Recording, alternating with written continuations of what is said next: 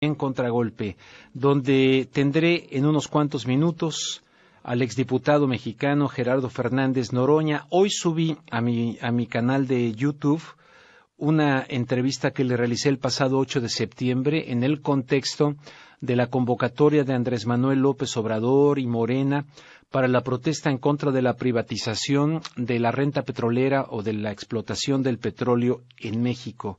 Iba yo caminando pues hacia la parte tratando de acercarme lo más posible a donde estarían los oradores. López Obrador, evidentemente encabezando esta convocatoria. Me encontré a Fernández Noroña y le entrevisté. Hoy subí, aunque esta entrevista también va a formar parte de un programa especial que estoy haciendo como programa piloto para una serie documental televisiva, etcétera. Bueno, pero decidí subirla hoy por la coyuntura presente y también porque tendríamos esta entrevista planteada para el día de hoy. Y de manera, pues, sorprendente no sorprendente para él, sino para mí, ¿no? Porque él tiene una tremenda convocatoria y lo sigue mucha gente, pero esto ya lleva 11,365 vistas y lo subí hoy hace algunas cuantas horas, antes de ir a recoger a mi hijo a la escuela y luego llegar con la noticia de que se había fracturado las muñecas nuevamente en un partido de básquetbol y llevar a mi hijo al hospital. De ahí me vine para acá, lo acabo de dejar en casa, y para entrevistar a Gerardo Fernández Noroña, a quien saludo con muchísimo gusto. Anduvo por Irapuato, tengo entendido, pero ya está de regreso en la Ciudad de México. Gerardo Fernández Noroña, muy buenas noches, ¿cómo estás? ¿Qué tal? ¿Cómo estás, Rubén? Buenas noches a tu auditorio. Oye, pues qué lástima lo de tu hijo, hombre, y oigo que por segunda vez... Por segunda vez, fíjate, hace como 2 años estuvo a punto de cirugía, fueron las dos muñecas, y se salvó de la cirugía, y hoy le metieron el pie en un partido de básquetbol, cayó con una mano y se fracturó la mano derecha, y ya está enyesado y todo. De ahí vengo, pero con mucho gusto de atender esta entrevista en el compromiso de Contragolpe de ofrecerle voz a las personas que normalmente pues no les ofrecen la voz en los grandes medios de comunicación en México. Te quiero leer algunos de los comentarios que dice la gente en esta entrevista que me hiciste favor de concederme en la calle el pasado 8 de septiembre. La titulé, no sé si estás de acuerdo, pero quise exaltar esto porque está en la mente de mucha gente. Dice, hay riesgo de guerra civil en México. Fernández Noroña. Vi el título, sí. Bueno, y te lo pregunté y me dijiste que sí hay riesgo de eso, ¿no? Pero te leo algunos comentarios. Por ejemplo, dice alguien, Adrián Sausa López, dice, apoyo el levantamiento insurgente con todo a esos ladrones traidores a la patria. Dice otro por acá, AMLO es socialdemócrata, su presidencia nos daría un país como los del norte de Europa. Noroña es marxista y presidiría... Y su presidencia sería como la de Hugo Chávez en Venezuela. Apoyo ambas visiones. Y en fin, hay una cantidad enorme aquí de comentarios tremendo. De veras estoy sorprendido. Tienes ahí un tremendo arrastre con sectores muy importantes de la población de México. Pero antes de esto, Gerardo, sé de tu sensibilidad. Muchos mexicanos están sufriendo en este momento en Guerrero, en otras partes de la geografía, con estos embates de la naturaleza. ¿Cómo ha sido la reacción de los gobiernos municipales, estatales y federal ante esta emergencia, este tremendo dolor de tantos damnificados? En fin, ¿qué me puedes decir de eso? Fíjate que es una respuesta tardía y, como siempre, ineficiente, desde la propia posibilidad de prever el impacto. Tú ya tenías la información que venía el fenómeno, que venía el huracán, y por lo tanto se debieron haber tomado algunas medidas para tratar de, en lo posible, proteger a la población, moverlas a albergues, generarles condiciones, y no esperar al golpazo brutal y entonces ya responder. De hecho, estaba más empeñado Peña Nieto, valga la aparente redundancia, emperrado, diría yo, en sacar al magisterio del Zócalo, en reprimir, en hacer valer su torpe visión de autoridad.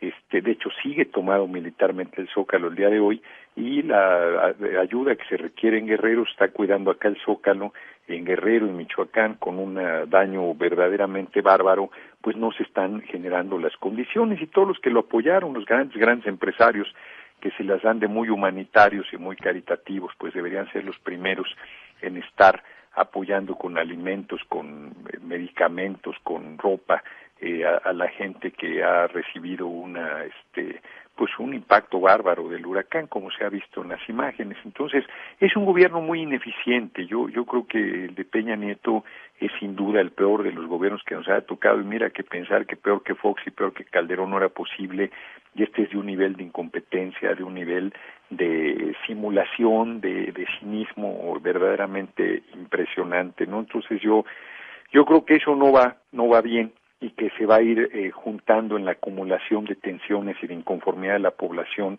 por todo lo que está pasando en el país. Que, claro, habrá quien diga, bueno, ¿cómo paras un huracán? No, yo no estoy diciendo que pararas un huracán, eso no lo puedes evitar, pero sí puedes evitar los estragos del golpe si tomas medidas de prevención antes, como es eso, a población en riesgo, moverla de una vez a lugares que tengan condiciones adecuadas para ser apoyadas y no tener que sacarlas entre las bárbaras inundaciones con pérdidas absolutas y además con dificultades de muy diverso tipo. Sí. Oye, ¿tú crees, acá mucha gente en los Estados Unidos cree, digo lo que cree mucha gente, yo no lo sé, sí, que se puede manipular el clima y utilizar como arma? ¿Tú crees eso? Bueno, pues yo no lo creo, por lo menos no creo que lo pueda hacer el gobierno mexicano, ¿no? En todo caso, no lo creo, ¿no? Pues la verdad es que no lo creo. Bueno, ya se entra en los terrenos de la teoría de la conspiración. ¿Hay riesgo de guerra civil en México? Te repito la pregunta que te hice el 8 de septiembre ahí cuando caminábamos ahí. Bueno, en el contexto en que se hizo, porque el contexto es lo del petróleo, ¿no? El petróleo es una riqueza muy importante para el país, después de los mexicanos que producen la riqueza, porque el petróleo no sale solo.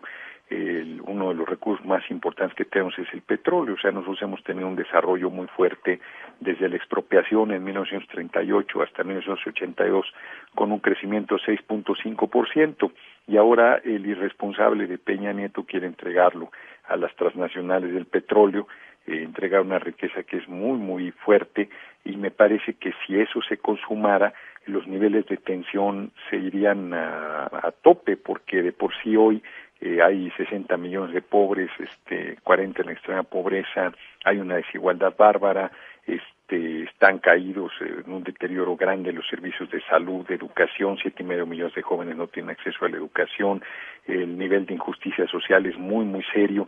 Entonces yo creo que el 90% de la población vive en la pobreza, aunque ellos dicen que son clase media porque les da pena decir que son pobres, ¿no? Pero el nivel de ingreso anda en niveles de pobreza. Entonces la verdad es que la situación es muy dramática, con un nivel de polarización muy grande, con un nivel de manipulación enorme de clasismo y de racismo en las televisoras oficialistas.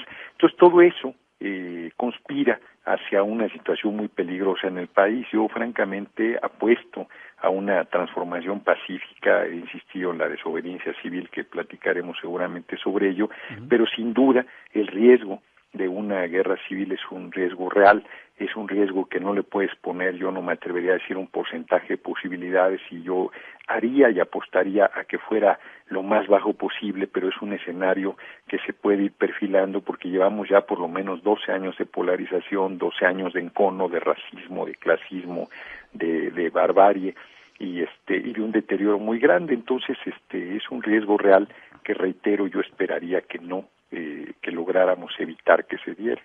Gerardo, ante ese riesgo real habría quien se estaría frotando las manos, ¿no? Me queda claro que habría una situación un poco paralela a la mexicana de lo de Siria. En Siria ha habido una guerra civil inducida, ha habido una guerra civil donde se está apoyando a supuestos rebeldes, que muchos son extranjeros, que son de Al-Qaeda.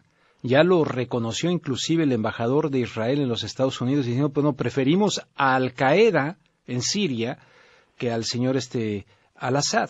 Entonces, en el contexto mexicano, una guerra civil, ¿no crees que también sería fatal para los mexicanos? Nuevamente sangre mexicana y algunos perversos de estos que se consideran amos del mundo frotándose las manos. Así la veo yo. Pues mira, yo creo que no les convendría ni siquiera a ellos. Francamente, ¿no? Sería un despropósito, porque, por ejemplo, la explotación de petróleo que desean, tendrían que hacer lo que hicieron un poco en la revolución, que es aislar la parte petrolera. De hecho, promovieron grupos armados en esa zona que protegieran los intereses de las petroleras, y todavía bajo el gobierno de Venustiano Carranza, ya después de consolidada, no consolidada, de pacificada más o menos el país, y de establecido un primer gobierno surgido de la revolución, pues mantuvieron al grupo de Peláez armado militarmente para evitar la entrada del gobierno legítimamente constituido y de poder cobrar los impuestos correspondientes. Pero eso implica primero que ya tuvieran el control, que volvieran a estar al interior y que generaran que el desastre se hiciera en otras zonas del país y evitaran que les llegara hacia allá la ola de violencia. Entonces eso no está fácil, eso no es una, no digo que no sea posible, pero es un escenario donde francamente yo creo que todos perdemos en un escenario de esa naturaleza, Sí, las propias totalmente. transnacionales, los propios intereses de Estados Unidos, claro, los grupos armamentistas y los grupos que buscan intromisiones y todo esto, pues ese tipo de cosas les tiene sin cuidado, y ellos apuestan a mientras mayor deterioro y mayor violencia, pues mayor rapacidad, mayor saqueo, y les importa un demonio el sufrimiento de los pueblos. En eso comparto que habría quienes tuvieran interés de una situación de esa naturaleza. El propio gobierno, en su enorme incapacidad, está provocando con su autoritarismo, con su violencia bárbara, un escenario, si no de guerra civil, sí por lo menos de absoluto autoritarismo, de represión, de persecución, hasta de guerra sucia, como lo hicieron en los años 70. Yo creo que por eso nosotros deberíamos apostar al tema de la desobediencia civil. Si nosotros logramos parar todo para que todo se mueva, digo yo, que la gente no vaya a trabajar, que no vaya a la escuela, que no vaya de compras, que no vaya a televisión, 15 días y mucho, no hay gobierno que lo aguante. Es un poder enorme el de la gente, y yo estoy haciendo un esfuerzo grande para tratar de convencer, porque no se trata, pues ni tengo manera de imponer, ni se trata de imponer, se trata de convencer de que esta sería una forma muy poderosa de transformación. Y yo insisto que Gandhi lo hizo en la India, todo el mundo se burlaba de él diciendo que no se podía lograr la independencia de un país sin la vía armada, y lo logró. Martin Luther King en Estados Unidos utilizó este tipo de prácticas para lograr el respeto a los derechos civiles de la comunidad afroamericana, y en el caso de Mandela, con un régimen brutalmente racista y terriblemente represor, también con este tipo de formas de desobediencia civil logró la transformación en su sociedad. Entonces yo no veo por qué, antes de llegar a un escenario así de grave y de lamentable y de doloroso,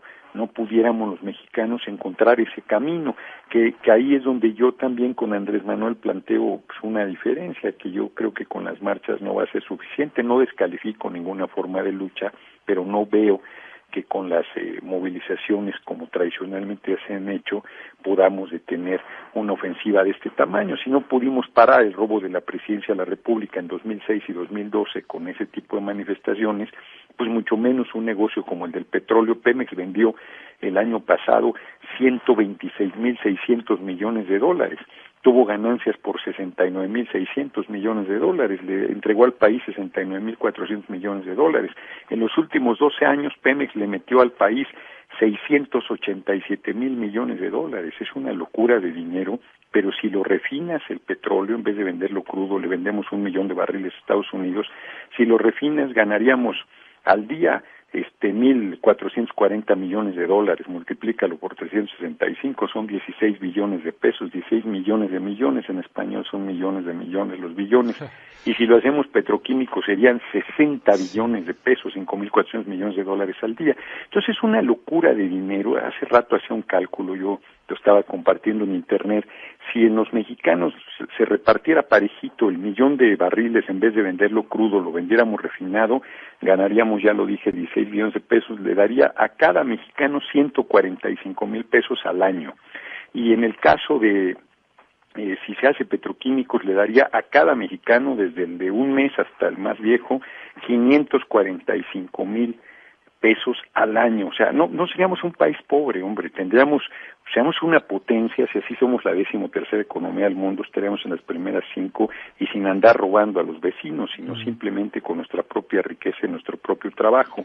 Entonces, Es muy fuerte lo que podemos hacer, podemos sacar al país de la injusticia y la desigualdad, el hambre, la desesperanza tan brutal que se vive. No tendría que emigrar nadie más a Estados Unidos por necesidad, si lo hace lo haría porque quiere y no porque no tenga oportunidades en México, y podríamos de verdad hacer que la gente sea feliz en nuestro país antes de llegar a estos escenarios tan dramáticos que pudieran darse si no logramos evitar que sigan avanzando, que sigan imponiendo estas reformas contrarias al pueblo y que sigan empobreciendo a la gente. Mencionaste a Gandhi, mencionaste a Martin Luther King, a Mandela. De hecho, el concepto de desobediencia civil, y ellos se inspiran en este hombre, Henry David Thoreau. Claro. Henry David Thoreau, siglo XIX. Él hace la desobediencia civil, se deja arrestar porque deja de pagar impuestos. En eso consistió su desobediencia, no pagar impuestos en protesta por la guerra en contra de México. Por la guerra injusta en contra de México, que nos costó la mitad del territorio. Que nos costó la mitad del territorio, ¿verdad? Bueno, ese concepto de desobediencia civil hoy algunos lo cuestionan en términos de decir es que el concepto obediencia ya nos pone de súbditos. Dice, es protesta civil, no desobediencia civil. En fin, pero más allá de la semántica, yo entiendo lo que planteas. Lo que tú planteas, ¿lo apoya Morena, lo apoya Andrés Manuel López Obrador o no?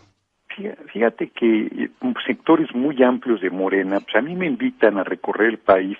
Como comentabas, voy llegando de Irapuato, se acaba de suspender un recorrido que iba a hacer por Mazatlán y Sinaloa por obvias razones del huracán.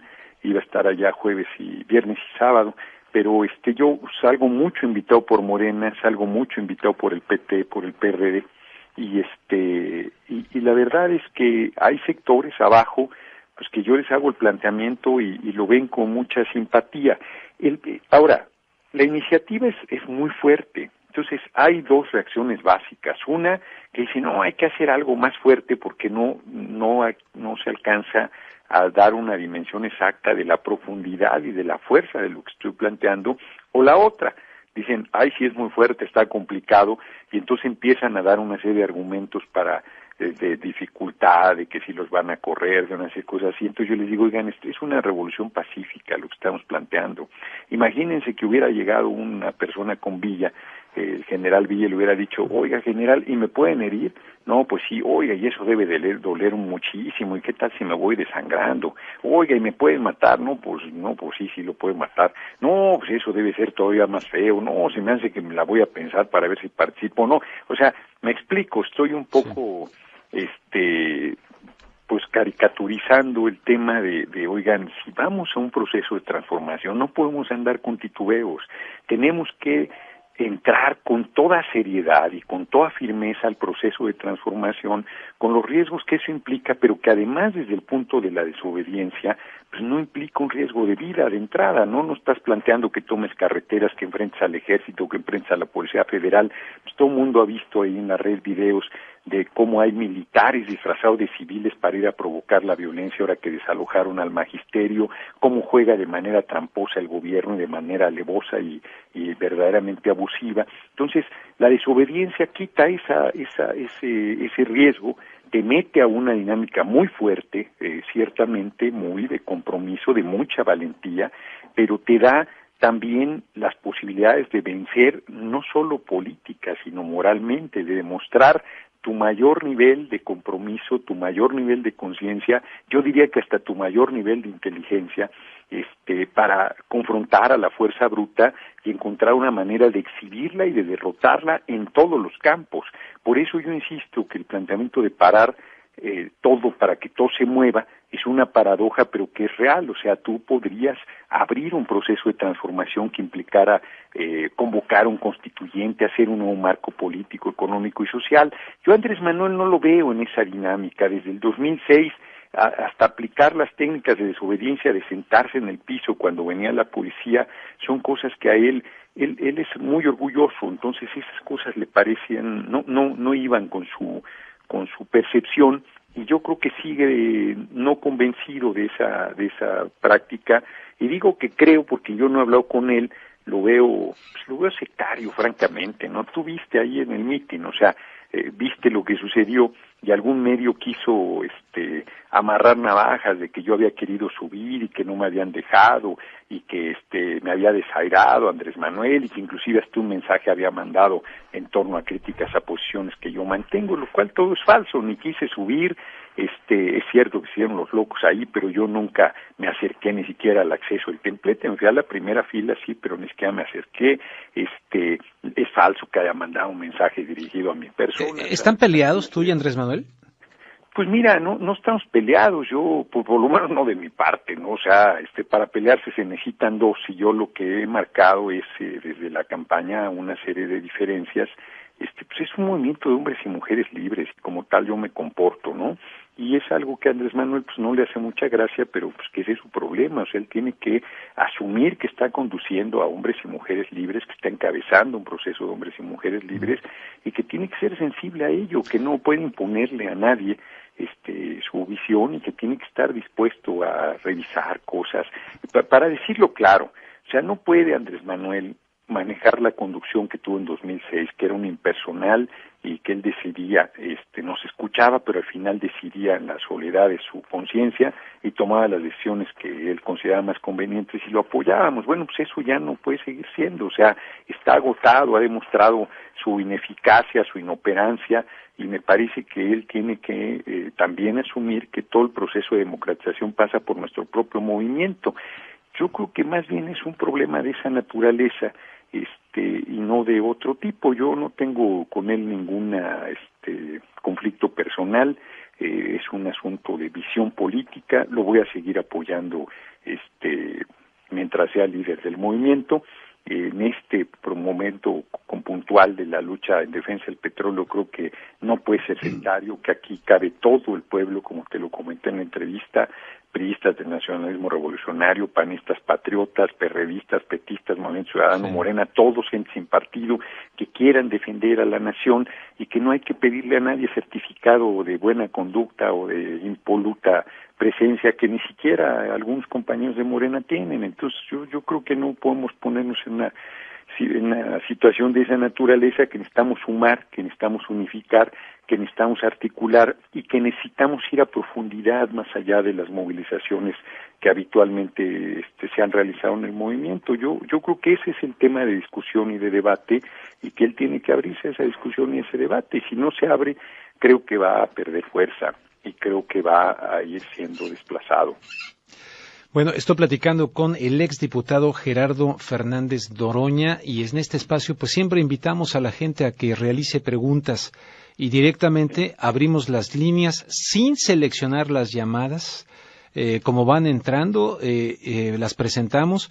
Entonces les voy a dar el número telefónico para que la gente llame y le pregunte a Gerardo Fernández Noroña lo que le quieran preguntar en este espacio. 818-985-5735.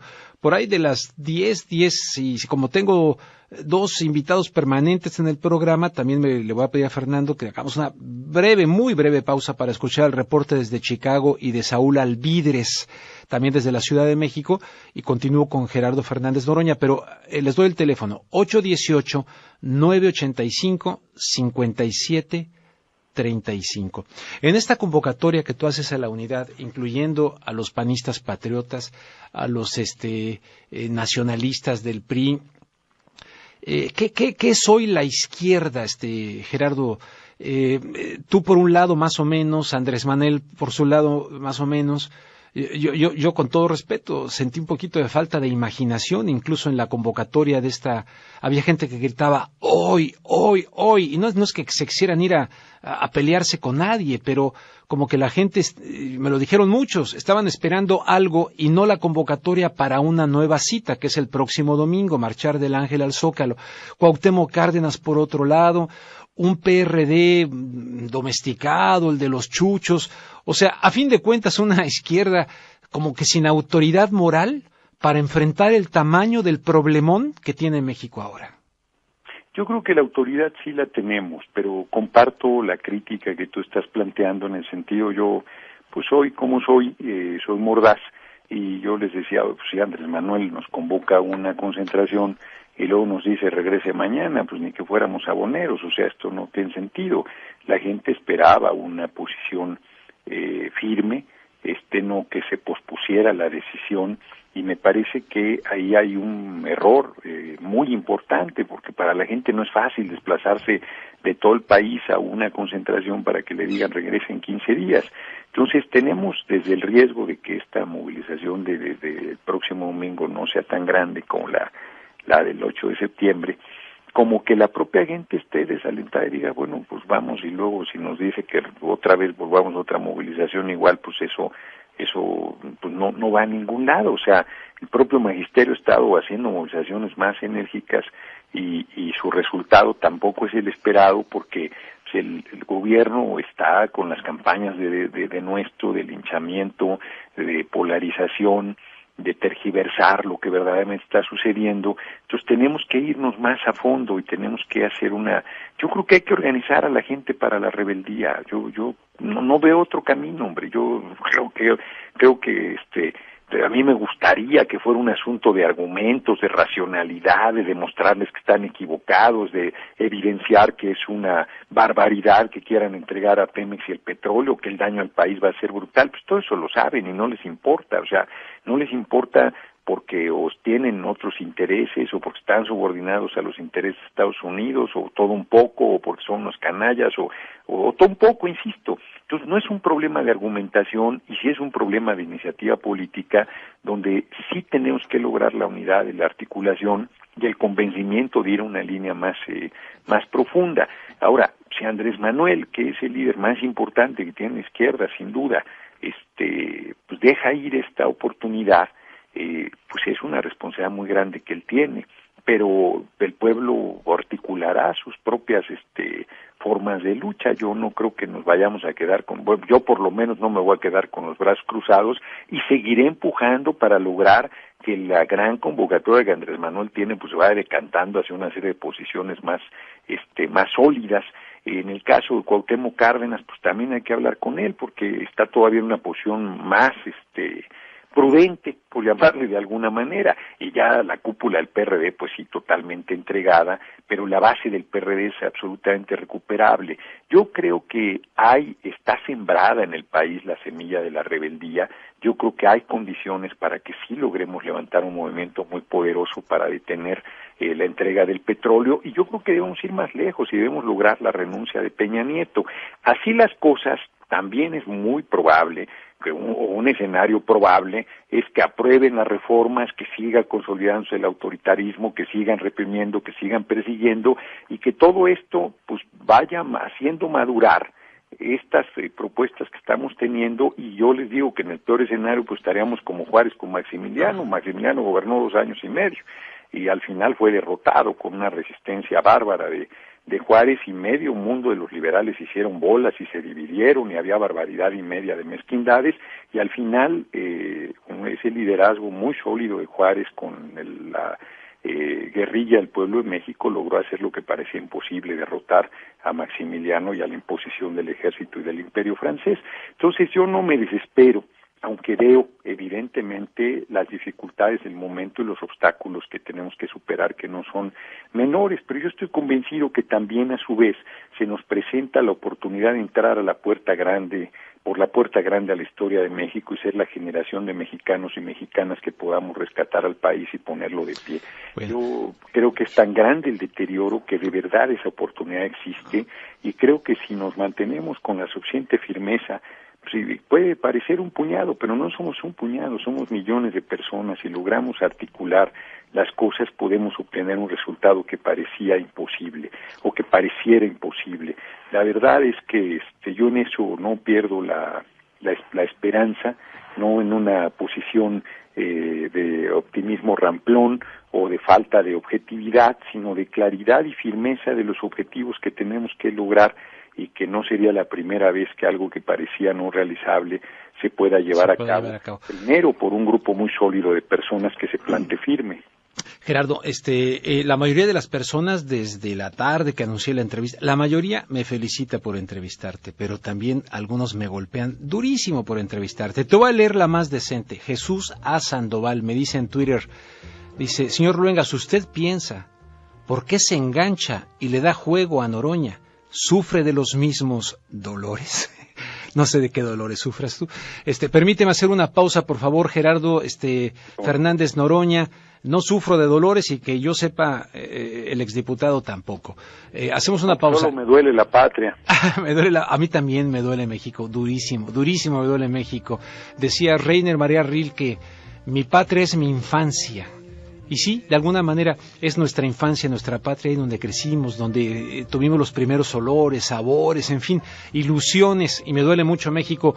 Una pausa, por favor, regreso con el exdiputado y regreso también rápidamente con un breve reporte de Julio Alejandro desde Chicago, Saúl Alvidres desde México, y las preguntas de ustedes al 818-985-5735. Oye, Sandoval, pregúntale al exdiputado Noroña, te invito a que llames y haz tu comentario de esto de por qué me engancho, los dolores, en fin, este tipo de cosas. Breve pausa, volvemos. Antes de ir con Saúl, un fuerte abrazo, Julio Alejandro. Antes de ir a la Ciudad de México con Saúl Alvidres, me pregunta Marta Muñoz, dice en Twitter, ahorita voy a las llamadas de ustedes en vivo, tal parece que Fernández Noroña quisiera usar el poder de convocatoria de AMLO para que se haga lo que él quiera. ¿Qué dices, Gerardo? No, yo estoy planteando una salida, y si Andrés Manuel plantea algo diferente con la misma contundencia o más, pues yo lo apoyaré.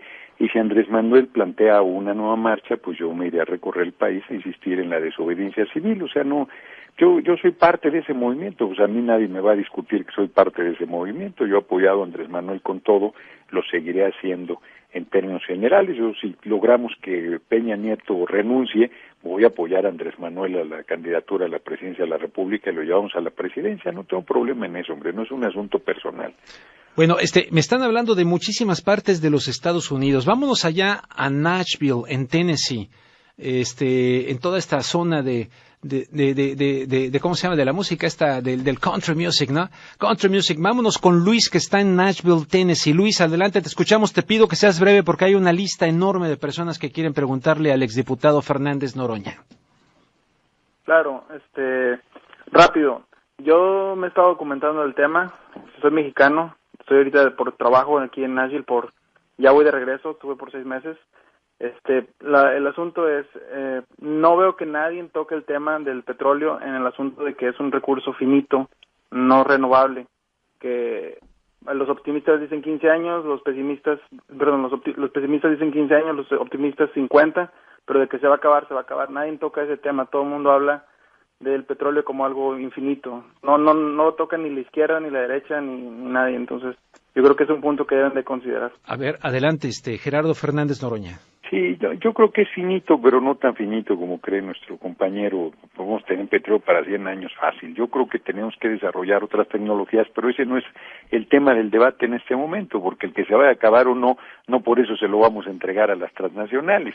Y si se fuera a acabar, menos querrían las transnacionales entrar. O sea, en realidad vienen porque hay petróleo para rato. Nosotros tenemos reservas probadas para 10 años, pero eso no quiere decir que sea lo único que tenemos. Estados Unidos tiene para 5 y anda ya con muchas dificultades. Estados Unidos consume 20 millones de barriles de petróleo al día y se producen 84 y ellos solamente producen 8. O sea, por eso andan invadiendo a Irak y a Siria y andan sobre el nuestro. O sea, entonces, no, es un recurso no renovable, pero hay petróleo para rato, ¿no? Eso quiere decir que hay que cerrar los ojos a tecnologías alternativas, ¿no? Sol tenemos muchísimo y creo que deberíamos desarrollar, por ejemplo, energías en torno al sol, pero me parece que no es real que se nos va a acabar el petróleo en un mediano plazo.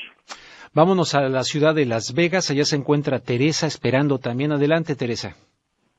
Buenas noches. Buenas noches. Yo quisiera preguntarle al señor Noroña, ¿por qué no busca una plática directa ya con el señor Manuel Obrador para que se junten las fuerzas y que puedan hacer algo mejor? Porque lo que están esperando el partido es desunión entre la gente que anda luchando. ¿Y por qué ellos no buscan esa unión y luchar más, o sea, tener más fuerza? Porque así la tienen, pero ¿por qué no buscar esa plática, esa reunión entre ellos dos, pero ya una plática directa?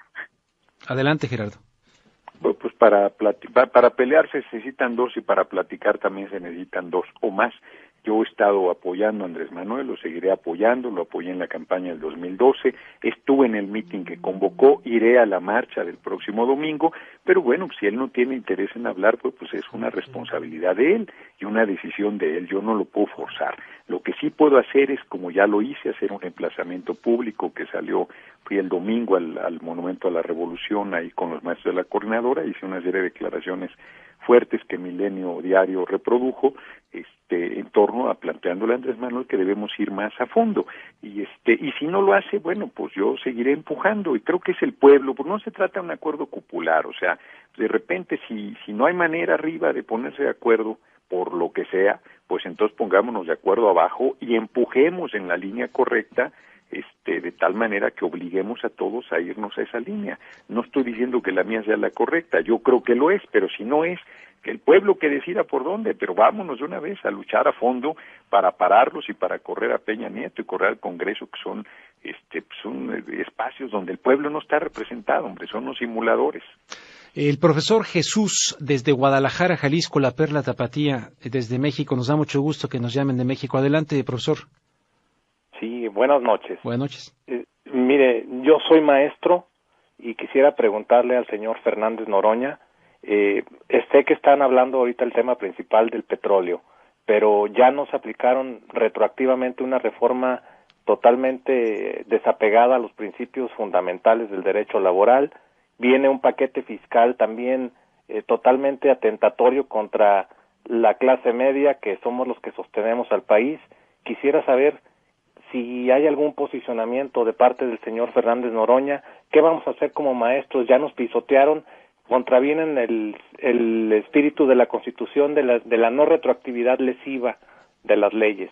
¿Qué nos puede decir? ¿Qué esperanzas podemos tener con él? Muchas gracias, profesor. Adelante, exdiputado. Yo comparto que la reforma educativa no es una reforma educativa, no les importa la educación de los niños, de los jóvenes del país, sino es una reforma laboral donde lo que piensan es liquidar los derechos del magisterio, pues violando el marco constitucional y el derecho a ser escuchado en tu defensa antes de ser sancionado, y tropelías adicionales. Comparto también que la reforma fiscal no pudieron meter el IVA alimentos y medicinas y el IVA generalizado, aumentarlo de 16 a 21, pero sí lo aumentan en la frontera de 11 a 16, lo cual es un golpazo a toda la actividad productiva, económica y comercial de la zona fronteriza en favor de la zona fronteriza de Estados Unidos, que es una barbaridad. De por sí, con la violencia que hay y el deterioro es muy serio, las dificultades, y con este aumento del IVA del 11 a 16 pues va a ser un golpazo a la economía de toda la zona fronteriza. Entonces, y además el IVA rentas y una serie de cosas verdaderamente salvajes en contra del pueblo. Todo eso está ligado al petróleo, porque como van a quitar el 40% si se lo entregan a las transnacionales, que es lo que Pemex aporta al presupuesto nacional, pues entonces tienen que sacarlo de algún lado, y ese lado es el pueblo. Y es el pueblo, no la clase media. El que sostiene al país es el pueblo trabajador. La riqueza se produce con trabajo, los profesores son pueblo y son trabajadores, ¿sabes? Porque tiene un carrito pedorro que funciona un día sí y otro no, ya dicen que son clase media, pero en realidad pues la inmensa mayoría de la gente está viviendo en la pobreza. Esa es la realidad de nuestro país y tenemos que transformarlo. Está ligado todo, pero lo del petróleo es lo más grave. El magisterio ha estado alzando la vista, ha estado planteando también lo del petróleo, pero donde nos va en juego independencia, soberanía, se acabarán pensiones, jubilaciones, seguridad social, educación pública, se acabará todo es si se entrega el petróleo. O sea, el daño para el país sería verdaderamente brutal. Entonces tenemos que articular no solo a la izquierda, por eso yo digo, todos los sindicatos, no lo he dicho, los sindicatos, las organizaciones de profesionistas, todos los sectores, además de los partidos que he mencionado, cabemos el pueblo entero en esta lucha en defensa del patrimonio más importante que tenemos, que es esta materia prima no renovable que es el petróleo. Vámonos con Eli de Los Ángeles. Miren, híjole, Gerardo, hay una cantidad enorme de llamadas que nos quedan 15 minutos, va a ser bien difícil sacarlas, pero voy a tratar de hacerlo. Quiero que la gente te pregunte, yo tendría muchas preguntas, pero Eli, adelante. Buenas noches, pues nada más para decir que tenemos que hacer conciencia respecto a las personas, los gobernantes que están gobernando. ¿Y tienes una pregunta para Fernández Noroña? Sí, ¿qué hacemos en Los Ángeles? ¿Qué hacemos en el extranjero?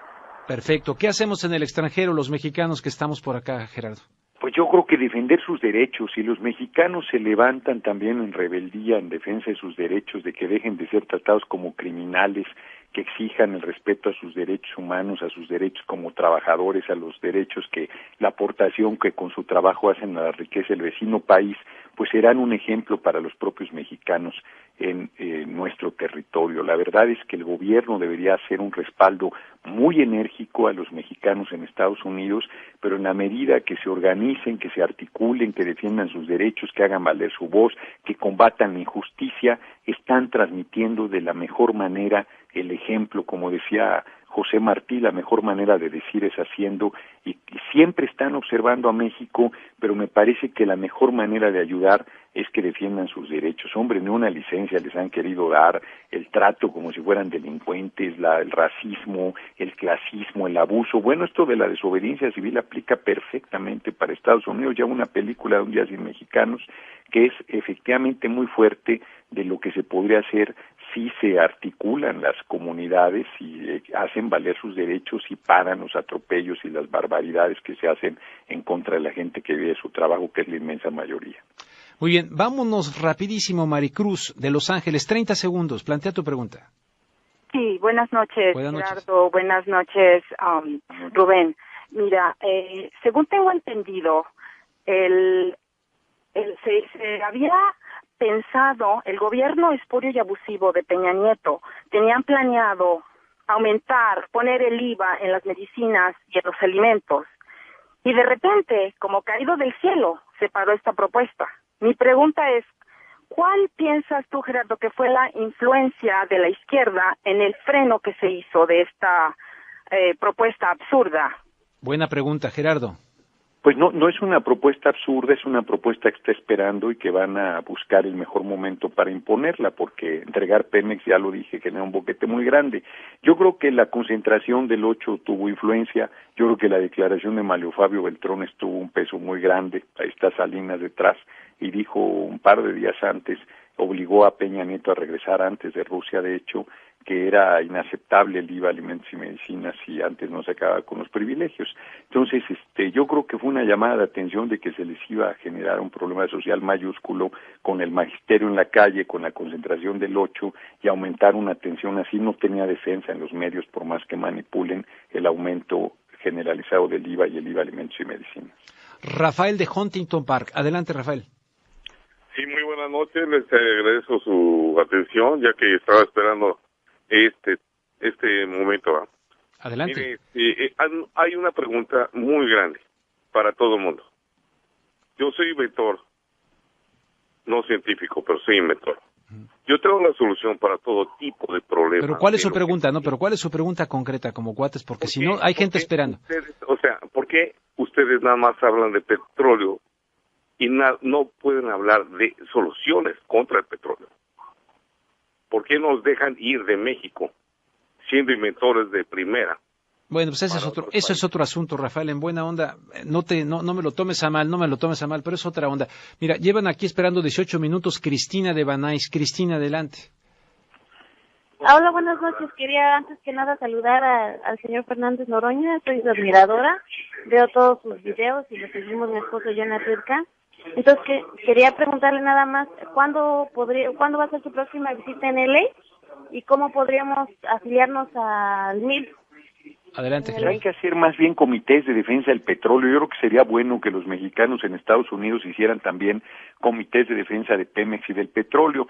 Y yo iré allá pues cuando me inviten. Yo voy a todos lados a donde me invitan, y si me arman una reunión, hay una charla, con mucho gusto iré, aunque estoy por supuesto priorizando ahorita el territorio nacional por la importancia de levantar el movimiento, pero los mexicanos en Estados Unidos tienen una influencia importante y claro que hay que en todos lados organizar la resistencia.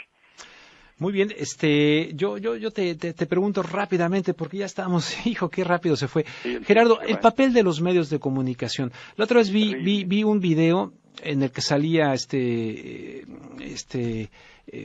ay Dios mío, Jorge Castañeda con López Dóriga, con Aguilar Camín, Bueno, por ejemplo, en el caso de Jorge Castañeda, él decía, hay que infiltrar esos movimientos antes de que lleguen a la calle, porque una vez que lleguen a la calle ya se podría. Federico Reyes Heroles, en fin, ante esta visión en los grandes medios de comunicación, ¿no? Imponente, ¿qué opina lo de los maestros, etcétera?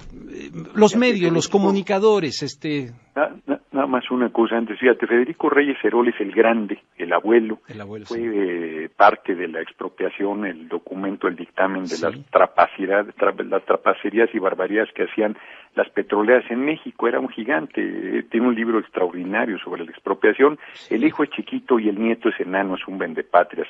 Y sobre los medios cumple un papel verdaderamente lamentable a favor de estas medidas contrarias al interés nacional, pero además tan saben que no tienen argumentos, que no nos abren. Ya quisiéramos que el tiempo que tú me estás dando, hombre, con que nos dieran el 10% del tiempo que les dan a los otros, los hacíamos pedazos. O sea, los argumentos que tenemos son muy contundentes, datos, números, cifras. Pemex es la empresa 36 del mundo, están diciendo barbaridades, es un supernegocio, como lo he comentado durante todo este tiempo de la entrevista. Entonces, sí es el papel de los medios es totalmente contrario. Por eso yo una de las medidas en que insisto es que la gente no vea Televisa. Si 30 días no viera el pueblo de México Televisa, 30 días quebramos al instrumento de control más poderoso que tiene el sistema solo con no verlo, porque pues, viven de los anunciantes y nadie se va a anunciar si nadie lo ve. Es un enorme poder el que tiene el pueblo, pero por el momento quien tiene el poder enorme de manipulación de la gente y de su forma de pensar. La gente piensa que es lo que está, que lo que dice es lo que ella piensa y en realidad es lo que le está diciendo la televisora, que es terrible, ¿no? Es de un nivel. Mira esto, por ejemplo, hay de buena fe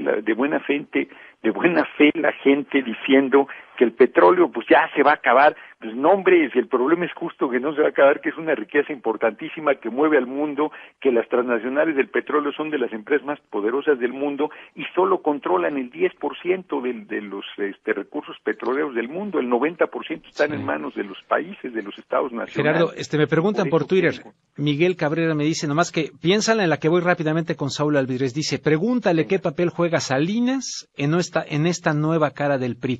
Pero déjame ir rápidamente con Saúl Alvidrez. Saúl, unos 2 minutitos como cuates para regresar con esta pregunta con Gerardo Fernández Noroña. Te saludo con gusto, Saúl.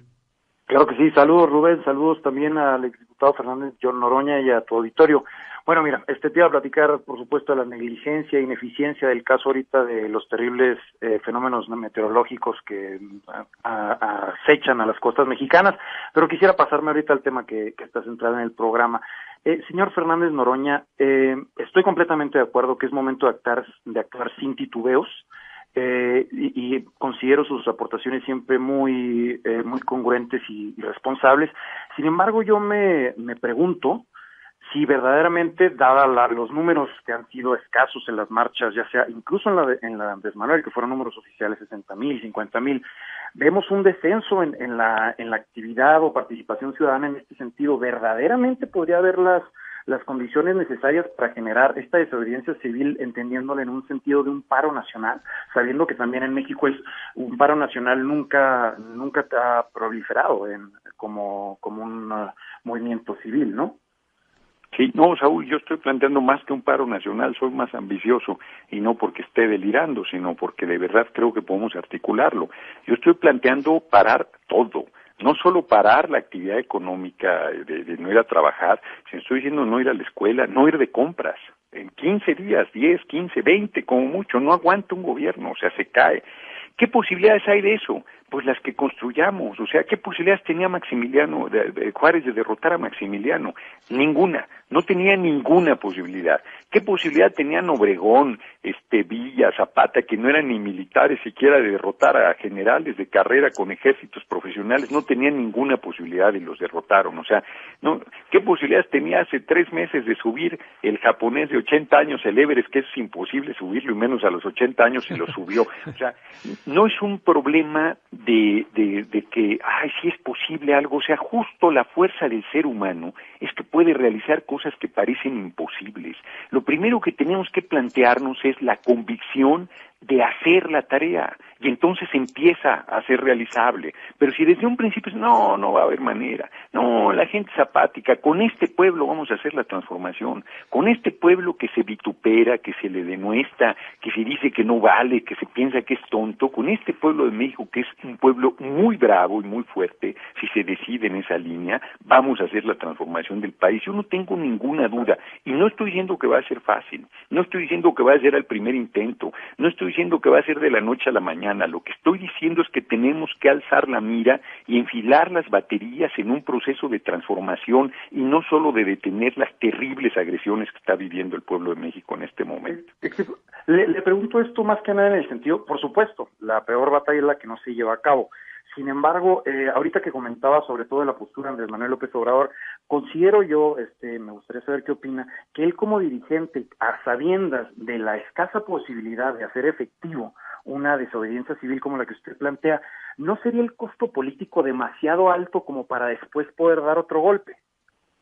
¿Considera usted? Yo primero, yo no comparto contigo que tengamos una escasa posibilidad. O sea, Peña Nieto tiene una escasa posibilidad de entregar el petróleo. Está con alfileres, llenó el Zócalo con acarreos y no lo pudo ni llenar. Tuvo que usar a la fuerza pública, tiene que usar la brutalidad, tiene que leer los nombres de los héroes patrios porque ni eso se sabe.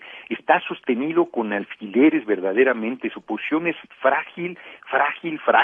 Y sin embargo seguimos pensando que no es realizable que lograr que renuncie. Pues ¿por qué no? Pues, ¿qué tiene? ¿Cuál tiene de especial? Yo creo que tiene lo que cualquiera de nosotros, y yo me atrevería a decir que tiene mucho menos que la media. Menos, estoy de acuerdo. Claro, sí, sin embargo, o sea, no me refiero a que evadamos cualquier tipo de acción. Saúl, se me agotó el tiempo, Saúl. Sí, de acuerdo. Perdón que te interrumpe. Mira, la gente está pidiendo por Twitter que si te puedo volver a invitar, y con mucho gusto. Se nos fue rapidísimo el tiempo. Perdón, Saúl, algo que quieras agregar ya para irnos, Gerardo. No, yo creo que estamos hablando de los temas de fondo fundamentales, y qué bueno que Saúl plantea es la incertidumbre que tiene todo el mundo, ¿eh? O sea, todo el mundo dice, no, pero vamos a poder, no, pero qué posibilidades. La vida es incertidumbre. Cualquier tipo que se plantea una empresa, pues no sabe si la va a llevar a buen término, pero de entrada se plantea llevarlo a buen término y hace todo lo posible para que llegue a buen término. Puede llegar más lejos, puede quedarse a la mitad, podemos ser precursores. Lo que no podemos hacer es renunciar a nuestro derecho de denunciar el atraco y de hacer todo lo posible por evitarlo, e inclusive ir más lejos y empeñarnos en una profunda transformación del país. ¿Qué tiene que pasar para que nos comprometamos a un proceso de transformación de fondo? Yo creo que está pasando todo lo que tiene que suceder. Gerardo, te agradezco muchísimo. Te reitero la invitación para otro miércoles. Tú dime cuándo puedes y lo hacemos. Te agradezco, un fuerte abrazo hasta la Ciudad de México, y esto lo voy a poner ahí en mi página rubenluengas.com para que lo puedan volver a escuchar quienes no lo escucharon hoy. Gracias, buenas noches. José, Federico, gracias en los controles y en la producción. Chao.